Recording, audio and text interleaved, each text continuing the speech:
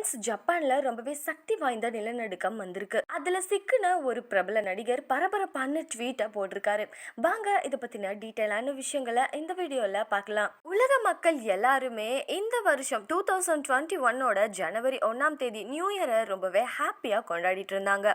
ஒரு பக்கம் இவங்கெல்லாம் ஹாப்பியா கொண்டாடிட்டு இருக்க, இன்னொரு பக்கம் ஒரு நாடு நிலநடுக்கத்தால பாதிக்கப்பட்டிருக்கு. அது எந்த நாடு அப்படின்னு கண்டிப்பா இந்நேரத்துக்கும் எல்லாருக்குமே தெரிஞ்சிருக்கும். ஜப்பான்ல 7.5 ரிக்டர் அளவுக்கு நிலநடுக்கம் வந்திருக்கு. இதனால 6 பேருக்கும் மேலானவங்க உயிரிழந்திருக்காங்க அப்படின்னு நியூஸ் வந்துட்டு இருந்துச்சு. இப்போ உயிரிழப்பு செய்தி அதிகமா வந்துட்டு இருக்கு. இந்த தகவல் மக்கள் அனைவருக்குமே ரொம்பவே அதிர்ச்சியை ஏற்படுத்தியிருக்கு. இந்த சிச்சுவேஷன்ல தான் ஒரு பர்டிகுலர் நடிகரோட ட்வீட் பயங்கரமா வைரல் ஆகிட்டு இருக்கு. செலிபிரிட்டிஸ் நிறைய பேரு தங்களோட நியூ இயரை செலிப்ரேட் பண்றதுக்கு வெளியூர் போறது வழக்கம். அப்படி தெலுங்கு சினிமாவோட முன்னணி நடிகரான ஜூனியர் என்டிஆர் ஃபேமிலியோட ஜப்பானுக்கு போயிருக்காரு.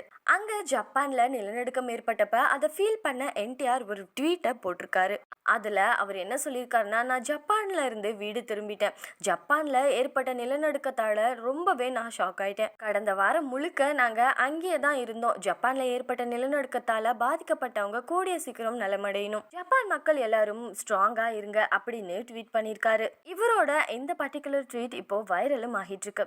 இதை பத்தின உங்களுடைய கருத்துக்களை கமெண்ட் செக்ஷன்ல கமெண்ட் பண்ணுங்க.